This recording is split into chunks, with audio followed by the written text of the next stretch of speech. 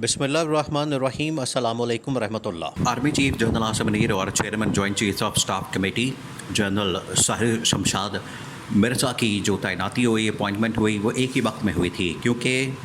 उन दिनों में जो स्लॉट खाली हुई थी वो दोनों की स्लॉट खाली हो रही थी। एक तो आर्मी चीफ की और दूसरा चेयरमैन जॉइंट स्टाफ की। तो ये दोनों सीटें खाली हो रही थी, जिसकी वजह से उस वक्त शहबाज शरीफ के सामने, उस वक्त की पीडीएम गवर्नमेंट के सामने, इसी वजह से देखें ये इन लोगों ने इमरान खान को ये तैनाती करने से रोक दिया था। इमरान खान को एक साल पहले ही घर जाने पर मजबूर कर दिया गया, इमरान खान को घर भेज दिया गया, इमरान खान के ख़िलाफ़ रजीम चेंज ऑपरेशन कर दिया गया, इमरान खान की हुकूमत का तख्ता उलट दिया गया, क्योंकि ये दो अहम तरीन तैनातियाँ आगे आने वाली थी। और इन तैनातियों के अंदर ही जब ये दोनों तैनातियाँ कर दी गई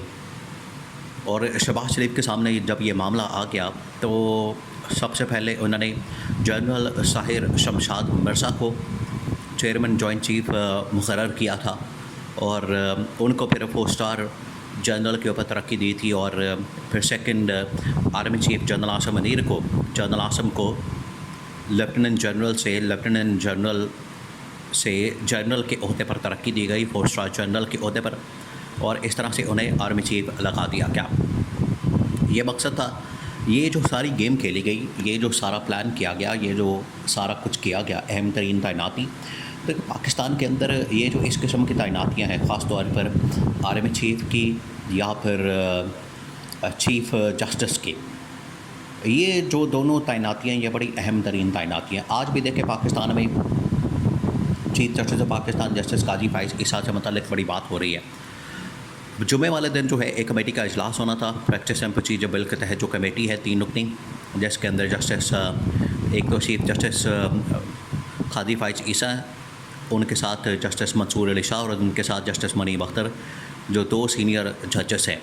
लेकिन उस कमेटी की मीटिंग नहीं बुलाई जा सकी और मुसलसल मामलात ये जो हैं आगे इलेक्शन ट्रिब्यूनल्स के हवाले से या फिर मैंडेट की वापसी के हवाले से, मखसूस नशस्तों के हवाले से ये मामलात लटकाए जा रहे हैं। और बहुत सारे ऐसे मुकदमात जो कि इमरान खान के सुप्रीम कोर्ट के अंदर मौजूद हैं। सुप्रीम कोर्ट में इमरान खान ने 9 मई के मतलब पटिशन दायर कर रखी है कि इस मुकदमे की तहकीकात की जाए, जिसका बराह रास्त ताल्लुक़ इमरान खान और पाकिस्तान की इस्टेब्लिशमेंट के साथ है। दूसरा, इमरान खान ने जो 9 मई के बाद 8 फरवरी 2024 के जो इंतखाबात हैं, उनसे मुताल्लिक़ भी इमरान खान ने पटिशन दायर कर रखी है कि इसके अंदर जो धांधली हुई है, ये जो फ्रॉड इलेक्शन हुआ है, इमरान खान ने तो कह दिया है कि चीफ इलेक्शन कमिश्नर एक फ्रॉडी आदमी है, इसने फ्रॉड इलेक्शन करवाए हैं। और अगर आगे भी किसी वक्त में किसी स्टेज पर इस हुकूमत को घर भेज के मुल्क में इंतखाबात करवाने का ऐलान किया जाता है, तो किसी सूरत में इन इंतखाबात को नहीं माना जाएगा, किसी सूरत इन इंतखाबात को नहीं माना जा सकता। और इस सेटअप में या इनके बनाए जाने वाले निगरान सेटअप की निगरानी में, सुपरविजन में, या इस इलेक्शन कमिश्नर की मौजूदगी में, क्योंकि इसने माजी के अंदर जितने इंतखाबात करवाए हैं वो सारे के सारे फ्रॉड इंतखाबात हुए इस इलेक्शन कमिश्नर ने और पूरी इलेक्शन कमिश्नर की जो टीम है। तो बात इस्टेब्लिशमेंट, सुप्रीम कोर्ट, एग्जीक्यूटिव और इमरान खान, ये 4 अहम तरीन टॉप की शख्सियात के दरमियान घूम रही है और इसके ऊपर जो है इस्टेब्लिशमेंट का बड़ा वाज़ेह मौक़िफ़ है। देखिए, ये जो इस वक्त शहबाज शरीफ पाकिस्तान के अंदर एक टकराव और तशादम के सूरत हाल पैदा करना चाहते हैं, ये सिर्फ इस मकसद के लिए कि अपनी मर्ज़ी का एक चीफ जस्टिस लेकर आ जाए, अपनी मर्ज़ी का एक चीफ जस्टिस हम बिठा दें, काजी फाइज ईसा को, या कोई ऐसा चीफ जस्टिस ला के बिठा दें जो कि हमें रिलीफ दे। यही प्रॉब्लम हो रही है हुकूमत को इस चीफ जस्टिस के साथ, आने वाले जस्टिस मंसूर अली शाह के साथ, जिसकी वजह से ये इस काजी फाइज ईसा को बतौर चीफ जस्टिस कंटिन्यू करवाना चाहते हैं। इसके ऊपर इस्टेब्लिशमेंट के अंदर तशवीश है और ये टॉप की मिलिट्री कमान, जिसके अंदर जनरल साहिर शमशाद मिर्ज़ा और जनरल आसिम मुनीर आते हैं, दोनों के अंदर बड़ी तशवीश पाई जाती है, क्योंकि दोनों पोस्ट जनरल हैं, दोनों अहम तरीन पोजीशन के ऊपर मौजूद हैं और दोनों ने इसका हल निकाला है। देखिए, आखिरकार जिस तरीके से बांग्लादेश, अभी ये हफ्ता 10 दिन पहले की मिसाल है कि जब शेख हसीना वाजिद ने वहाँ पर स्टूडेंट्स की डिमांड को मानने से इनकार कर दिया, स्टूडेंट्स की वहाँ पर उनके ऊपर चढ़ाई कर दी, लाशें बिछ गई और वहाँ पर अफरा तफरी फैल गई, खाना जंगी, लोग कत्ल होना शुरू हो गए, हुकूमत ने बंदे मारना शुरू कर दिया और इदारों के साथ टकराव और तसादुम पैदा हो गया। तो फिर उनके आर्मी चीफ ने आके शेख हसीना वाजिद को घर भेज दिया, छुट्टी करा दी, मुल्क बदर कर दिया, मुल्क से निकाल दिया, खुद ही भाग गई। तो यहाँ अगर इस तरह की टकराव की सूरत हाल पैदा होती है, आवाम सड़कों पर आ जाती है, इदारे आपस में लड़ पड़ते हैं, इनके अपने मफादात, ये जो शरीफ ख़ानदान के हैं, अगर ये इन मफादात के ऊपर जब भी इनको लगता है कि कोई ठेस पहुँचा रहा है या उनके ऊपर हमला किया जा रहा है, तो ये आगे से फिर काटने को दौड़ते हैं। ये इनका वतीरा रहा है और अभी भी यही कर रहे हैं, जिसके ऊपर मौजूदा आर्मी चीफ और चेयरमैन जॉइंट चीफ वो किसी सूरत भी मानने को तैयार नहीं कि इस किस्म की कार्रवाई, इस किस्म की हरकत या इस किस्म की कोई करतूत घोलने का सोचे या अपना को लुच तलने की कोशिश करें, इसको किसी सूरत भी बर्दाश्त नहीं किया जा सकता। ये अब दोनों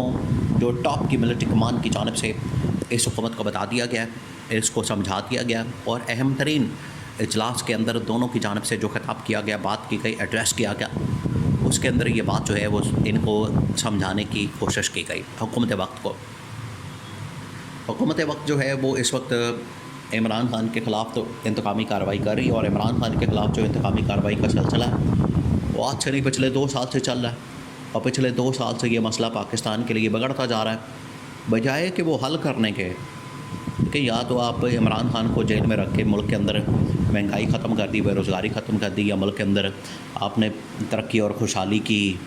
यहाँ पर दूध और शहद की नहरें बहना शुरू हो गई हैं, तब तो समझ आती है कि ठीक आप इमरान खान को अंदर रखें, जेल में रखें। उल्टा आपने, और यही वहाँ पर शेख हसीना वाजिद ने किया था,